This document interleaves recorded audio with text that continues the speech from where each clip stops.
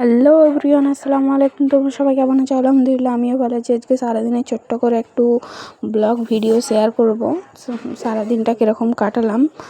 সকালে উঠেই আমি নাস্তা বলতে চা দিয়ে এই প্রজাপতি টোস্টটা দিয়ে খেয়ে নিলাম, কেননা আমার এই প্রজাপতি টোস্টটা খুবই ফেভারিট, খুব টেস্টি খেতে লাগে আমাকে। আমি না, অ্যাকচুয়ালি আমার বোনও খাই, ছোটো বোনও খাই, মেজো বোনও খাই। আমাদের বাড়িতে প্রায় এটা আনা হয়। সেদিন তোমার দাদাভাই এনেছিল। 10টার সময়, 10টা বলতে 11টার সময় করে আমরা খেয়েছিলাম ম্যাগি। আমার ছোটো বোন এই ম্যাগিটা বানিয়েছে, ও একটু ভালোই বানায়। ম্যাগিটা খুব টেস্টি ছিল। তো ভালোই বানায়, টেস্টি তো হবেই। তারপর খেয়েছিলাম বেলা 12টা সাড়ে 12টার সময় করে একটা সেদ্ধ ডিম। সেদ্ধ ডিমটা খাবার পর আজকে দুপুরের মেনুতে ছিল বিরিয়ানি। এটা হচ্ছে গরুর মাংসের বিরিয়ানি।